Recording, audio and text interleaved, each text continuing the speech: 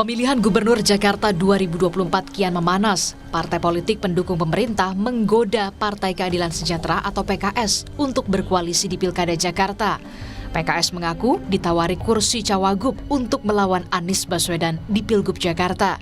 Bahkan PKS juga ditawari posisi menteri di pemerintahan Prabowo Gibran agar mau mendukung Ridwan Kamil di Pilgub Jakarta.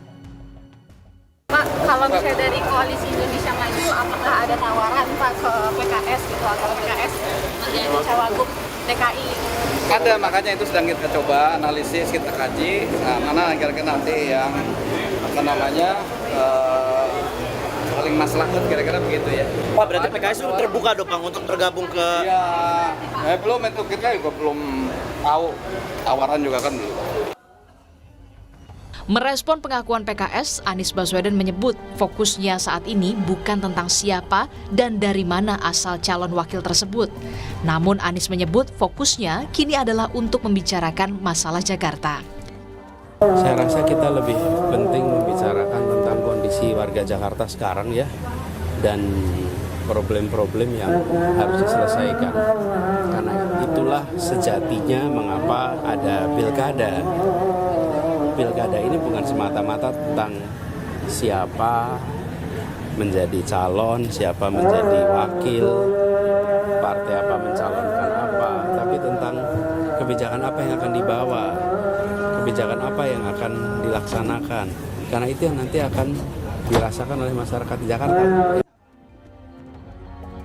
Direktur Eksekutif Parameter Politik Indonesia Adi Prayitno menyebut upaya koalisi Prabowo tawarkan kursi cawagup ke PKS, upaya menjegal Anies Baswedan agar tidak maju di Pilgub Jakarta.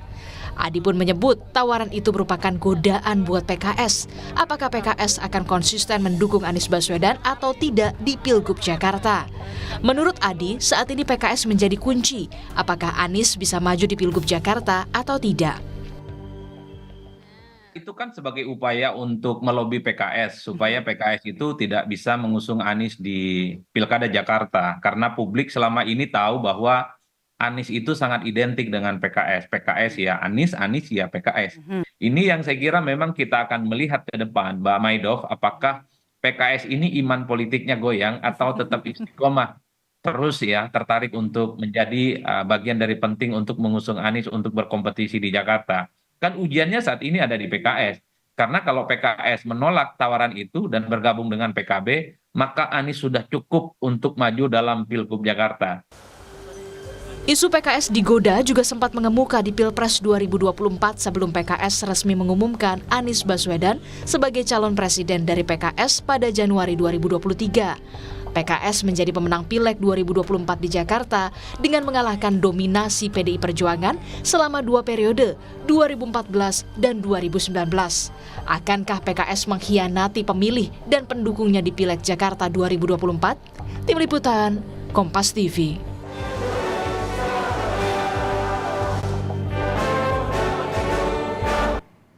Presiden Partai Keadilan Sejahtera Ahmad Saiku mengaku mendapat tawaran dari Partai Koalisi Indonesia Maju berupa posisi calon wakil gubernur mendampingi Ridwan Kamil di Pilkada Jakarta. Apakah kemudian tawaran itu jadi upaya partai pendukung pemerintah untuk bisa melawan Anies Baswedan maju di Pilkada Jakarta?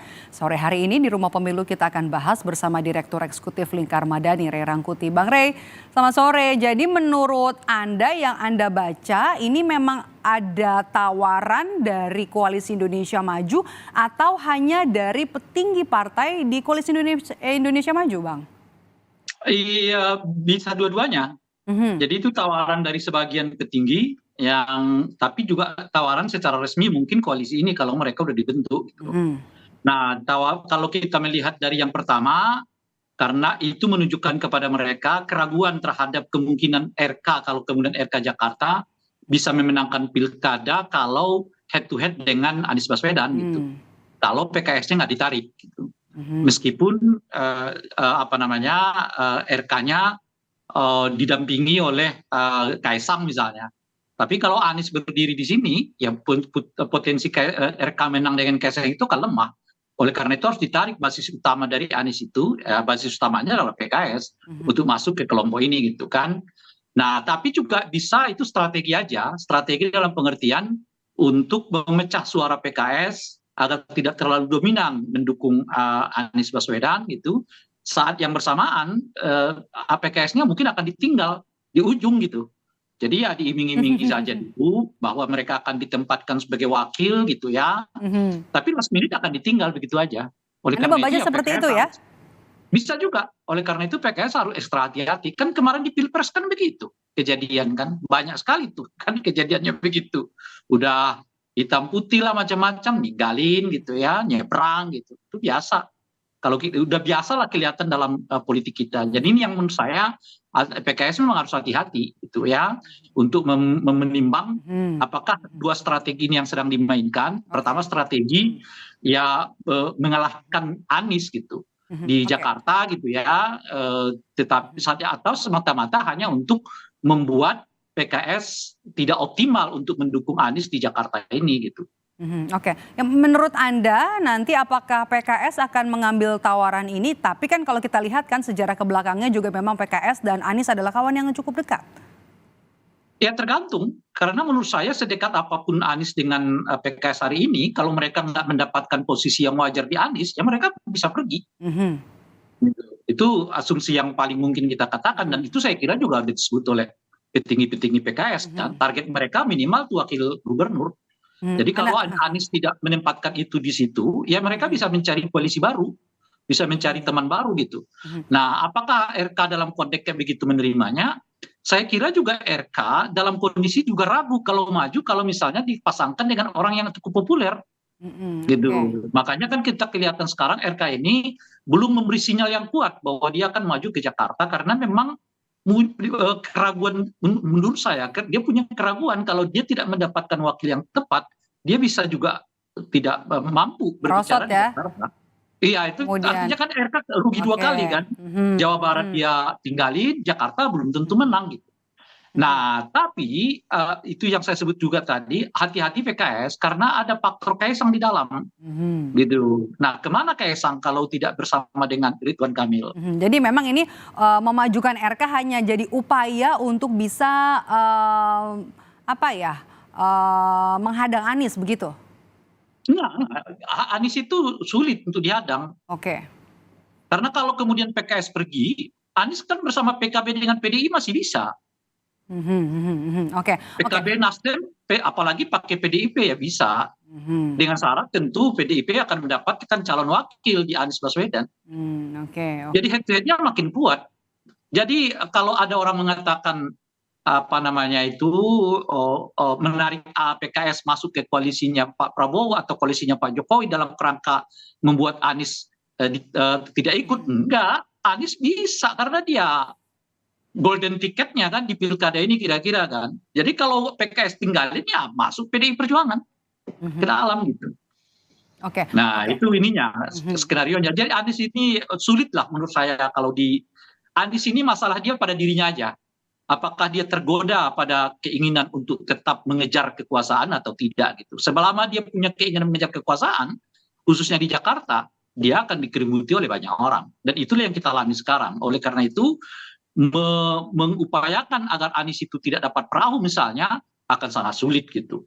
Nah PKS juga akan berhitung kalau dia cuma penghibur di koalisi sana tidak dapat wakil gubernur misalnya ya dia nggak mau, ataupun nggak dapat wakil gubernur tapi dapat 2 kursi kabinet di kabinetnya Pak Prabowo itu bisa jadi dia oke gitu loh. Kalau kemudian dia dapat 2 kursi kabinet di kabinetnya Pak Prabowo, kalau dapat kursi menteri ada kemungkinan dong. Jadi gabung.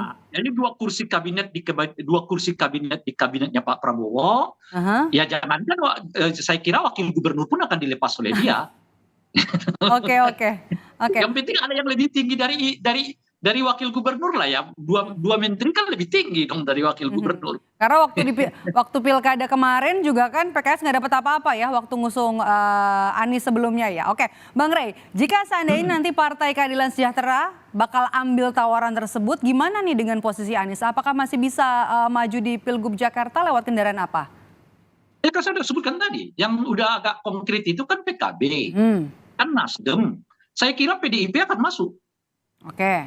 Gitu, karena koalisinya udah koalisi antara pro Jokowi dan anti Jokowi kan. Gitu ini Tapi koalisi Jakartanya akan dibuat bangunannya kayak begitu gitu. Sehingga PDIP makan masuk dan PDIP mendorong wakilnya yang jadi wakil Anies, dan saya kira akan kuat karena seperti kita ketahui basis PDIP di Jakarta itu kuat dan solid. Kan mereka cuma kehilangan sedikit suara di Jakarta itu justru ketika Pak Jokowi meninggalkan mereka gitu. Artinya Pak Jokowi udah bawa suaranya gitu. Sejauh-jauh Pak Jokowi bawa suaranya, PDI masih tetap nomor 2 di PDI Perjuangan di Jakarta gitu loh. Basis pemilih kuat. Makanya kalau dia Anies Baswedan misalnya ditinggalkan PKS, masih ada PDIP gitu. Nah cuman ya PDIP menurut saya minimal dapat kursi wakil gubernur gitu loh. Oke. Kita bahas soal untung rugi nih, Bang Rey. Apa untung ruginya bagi PKS kalau menurut analisa Anda? Kalau misalnya ke Kim dan juga Anies, hitung-hitungannya gimana nih untuk PKS? Kan kalau kita yang ke Kim dulu ya. Kalau dia ke Kim ya dapat wakil gubernur. Setidaknya kan. Tapi kalaupun dia tidak dapat wakil gubernur, menurut saya target dia 2 menteri. Gitu. Jadi itu keuntungan dia ikut berkuasa bersama dengan Kim, di mana posisi 2 menteri ada di dalam PKS gitu. Tapi kalau dia menteri nggak dapat, dia dapat wakil gubernur gitu. Nah sekarang pertanyaannya, kalau Anies juga menawarkan wakil gubernur, misalnya begitu ya, dan koalisi Anies setuju wakil gubernurnya dari PKS, ya otomatis dia akan bersama dengan Anies Baswedan. Itu ya, udah selesai gitu. Dia akan bersama Anies Baswedan karena lebih besar kemungkinan menangnya ketimbang dia mendukung katakanlah misalnya Ridwan Kamil di sebelah sana gitu. Meskipun dia dapat wakil gubernur karena dia punya persaingan yang cukup kuat PKS itu, yaitu pesona Anies sendiri ditambah dengan PKB. Ingatlah ya, PKB naik suara di Jakarta, Nasdem naik suara di Jakarta, dan PDIP meskipun turun tapi itulah pemilih solid mereka gitu. Ada efek ekor jasnya ya. Oke. Kalau menurut Anda jadi bandulnya lebih berat ke arah Anies begitu? Jauh lebih berat ke Anies, karena untuk jangka panjang jauh lebih baik juga bagi PKS begitu. Karena dengan begitu PKS nggak perlu semacam kehilangan identitas dirinya kan gitu. Nah apalagi kemudian RK dipasangkan dengan Kaesang, misalnya begitulah ya. Nah kalau dipasangkan dengan Kaesang, waduh makin kuat posisi PKS itu masuk di dalam koalisi Anies Baswedan. Dengan pengandaian begini, bagaimana kalau PKS akhirnya misalnya ya tidak mendapatkan posisi wakil di Anies dan nggak mendapatkan posisi wakil di PKS. Di RK. Ya. Nah, kalau tadi kan kita melihat dia akan kemana kalau dua-duanya ditawarkan kan. Di Anies nawarin posisi wakil, di Kim juga nawarin posisi wakil, saya mengatakan dia akan ke Anies. Kalau kedua-duanya nggak nawarin, misalnya begitu, mungkinkah itu terjadi? Mungkin, karena dua kali pilkada di Jakarta itu negosiasi PKS itu lemah. Kan 2017 yang lalu kan pertamanya itu adalah Sandiaga dengan Mardhani Alisera. Jadinya kan. Kemudian setelah Sandiaga menjadi calon wakil presiden, maju Riza Patria, ditinggal PKS-nya. Tinggal lagi PKS. Jadi kemampuan PKS untuk melakukan negosiasi dan lobby itu menurut saya sangat lemah. Nah kalau mungkinkah pada akhirnya PKS nggak dapat dua-duanya? Mungkin. Nah kalau dalam kondisi PKS nggak dapat, ke siapa dia? Ya ke PKS lagi. Nah, jadi kalau pilihannya tetap dapat di sana atau tidak dapat di sana, PKS akan tetap memilih Anies Baswedan gitu. Apalagi ya ditambah dengan catatan RK berpasangan dengan Kaesang, ya makin kuat gitu loh. PKS-nya ke Anies Baswedan gitu. Oke. Terakhir, berapa persen? Kim atau Anies? Bagi PKS, Anies. Sementara kita mengatakan Anies. Kecuali berapa persen keyakinan Abang? Kalau posisinya seperti yang saya sebutkan, dua-duanya dia dapat, 80% dia ke PKS. 80% Tapi kalau dia dapat wakil di sana, dia akan ke ke Kim, atau dapat 2 menteri, dia akan ke Kim. Tapi menurut Anda sejauh ini 80% PKS akan ke Anies Baswedan gitu di Pilkada Jakarta. Baswedan, kalau posisinya 50-50, dia di sini di Anies dia dapat, di Kim dia dapat, atau di Anies dia tidak dapat, tapi di Kim juga dia tidak dapat, posisinya di 80% ke Anies Baswedan. Kita tunggu nanti siapa yang akan benar-benar masuk. Termasuk juga kan ada komunikasi-komunikasi yang intens antar elit partai yang akan mengusung sejumlah nama di Pilkada Jakarta. Terima kasih Bang Ray Rangkuti, Direktur Eksekutif Lingkar Madani sudah bergabung bersama kami di Rumah Pemilu. Saya selalu Bang Ray. Sama. Usai jeda saudara